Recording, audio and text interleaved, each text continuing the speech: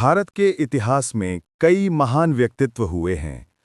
कुछ ऐसे हुए जिन्होंने समाज को नई दिशा दी, कुछ ऐसे जिन्होंने राजनीति को बदल दिया, कुछ ऐसे जिन्होंने शिक्षा की लौ जलाकर अज्ञान की अंधेरी गुफाओं को रोशन किया। परंतु यदि ऐसा व्यक्ति खोजा जाए जिसने समाज, राजनीति, शिक्षा, न्याय, मानवाधिकार, धार्मिक विचार, संविधान और आधुनिक भारत सभी को एक साथ बदला, तो वो केवल एक नाम है, डॉक्टर भीमराव रामजी अंबेडकर। उनका जीवन केवल संघर्ष की कहानी नहीं, बल्कि मानवता की विजय का इतिहास है। वे ऐसे व्यक्ति थे जिन्होंने जन्म से मिली बाधाओं को चुनौती दी।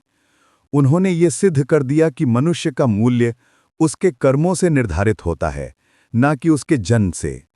ये विस्तृत डॉक्यूमेंट्री डॉक्टर अंबेडकर के बचपन से लेकर अंतिम क्षण तक की यात्रा को प्रस्तुत करती है। उनका दर्द, उनकी पीड़ा, उनका विद्रोह, उनका अध्ययन, उनका नेतृत्व और अंततः उनका अमर योगदान। भाग 1। जन्म, परिवार और सामाजिक पृष्ठभूमि। 14 अप्रैल 1891। स्थान, मध्य प्रदेश का महू नगर, एक सैन्य छावनी। एक साधारण घर में एक बालक जन्म लेता है। नाम रखा गया भीमराव। किसी को नहीं पता था कि ये बालक आगे चलकर भारत का भाग्य निर्माता बनेगा।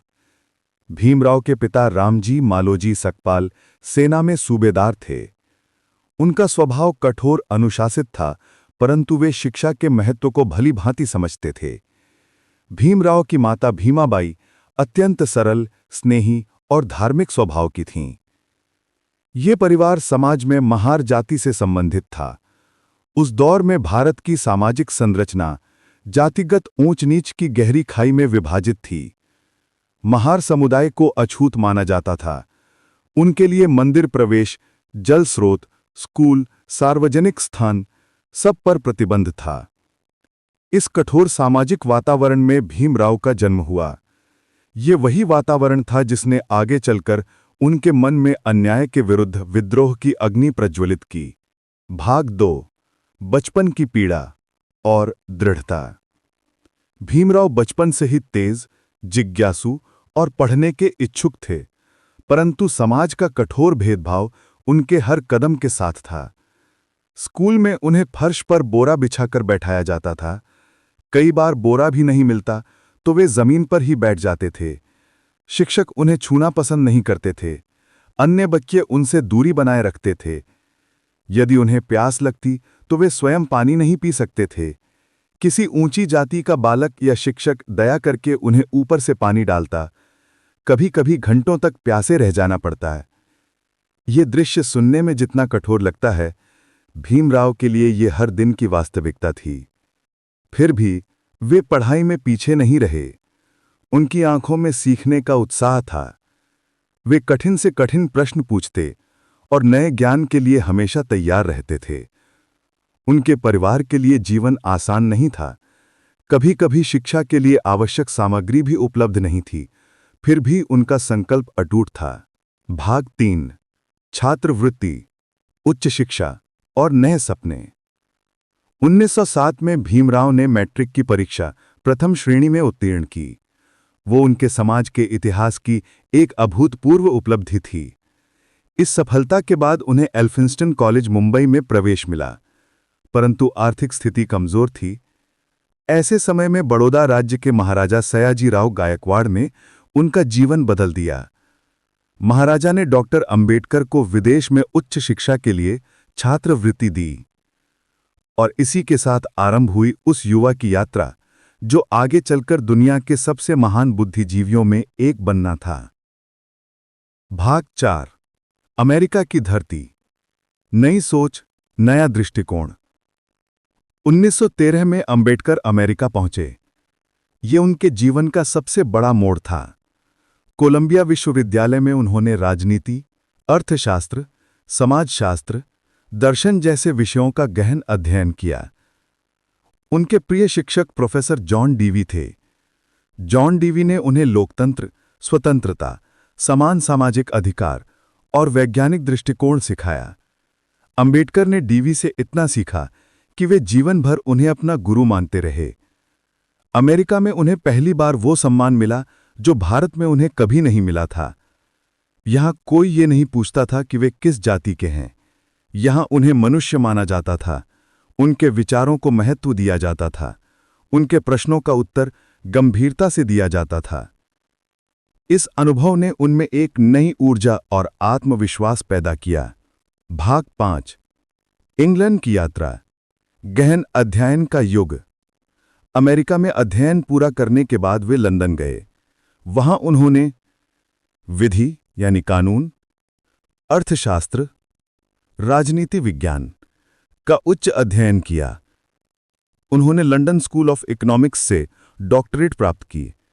साथ ही उन्होंने बैरिस्टर की उपाधि भी हासिल की। उनके अध्ययन का विषय था सामाजिक असमानता के आर्थिक और राजनीतिक कारण।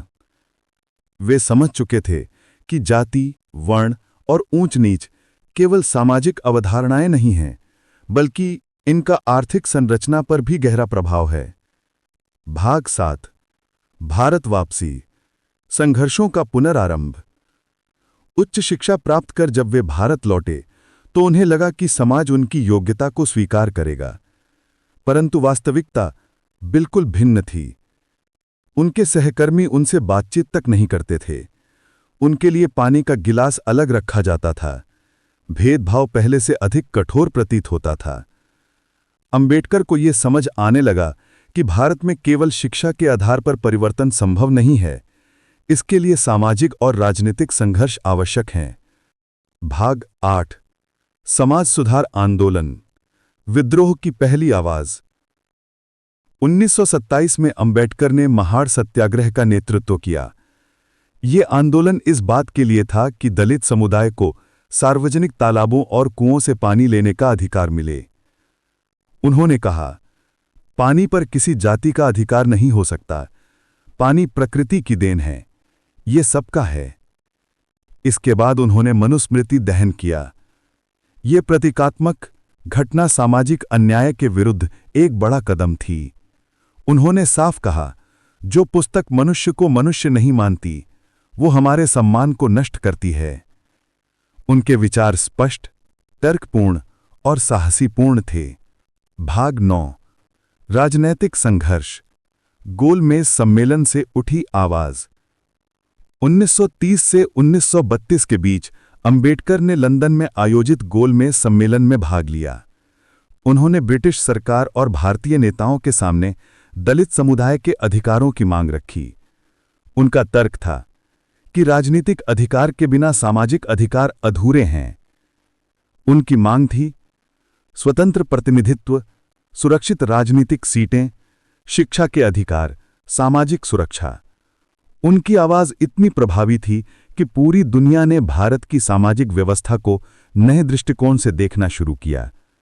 उनकी ये मांग हिंदुस्तान के किसी भी नेता ने ना तो सोची थी, ना कही थी। भाग 10। संविधान निर्माण, भारत के भविष्य को गढ़ने वाला क्षण।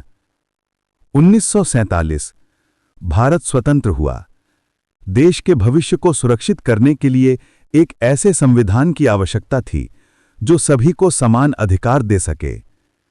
संविधान सभा ने अंबेडकर को संविधान मसौदा समिति का अध्यक्ष नियुक्त किया। उन्होंने दिन रात काम करके ऐसा संविधान बनाया जिसकी आज पूरी दुनिया प्रशंसा करती है। संविधान के मूल सिद्धांत थे न्याय, स्वतंत्रता, समानता, बंधुत्व। उन्होंने कहा, हमारी स्वतंत्रता तब तक अधूरी है जब तक समाज से अन्याय समाप्त न हो जाए। भाग 11। बौद्ध धर्म की ओर, सत्य, करुणा और तर्क का मार्ग। जीवन के अंतिम वर्षों में अंबेडकर ने संसार के कई धर्मों का अध्ययन किया। उन्होंने पाया कि बौद्ध धर्म मानवता, समानता और तर्क का मार्ग प्रस्तुत करता है। 1956 में उन्होंने नागपुर में बौद्ध धर्म अपनाया। उनके साथ लाखों लोगों ने यह मार्ग स्वीकार किया। यह केवल धार्मिक निर्णय नहीं था, यह एक सामाजिक क्रांति थी जो आज भी जारी है। भाग 12। अंतिम क्षण और अमर विरासत। 6 दिसंबर 1956 डॉक्टर भीमराव रामजी अंबेडकर इस दुनिया से विदा हो गए, परंतु उनके विचार अमर हैं।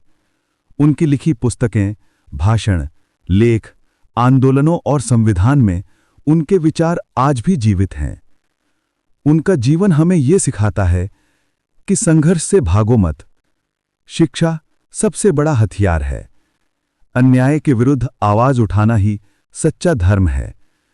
समाज तभी महान बनता है जब वो सभी को समान अवसर देता है। डॉक्टर अंबेडकर केवल संविधान निर्माता नहीं थे, वे एक विचार थे, एक आग थे, एक प्रकाश थे। उन्होंने समाज की सबसे अंधेरी गलियों में दीप जलाया। आज भारत जिस लोकतांत्रिक स्वरूप में खड़ा है, जिसमें हर नागरिक को समान अधिकार प्राप्त है, जहां कानून सबके लिए समान है, उसकी नींव अंबेडकर ने रखी। उनका जीवन, उनका संघर्ष और उनकी शिक्षा सदैव प्रेरणादायी रहेंगे।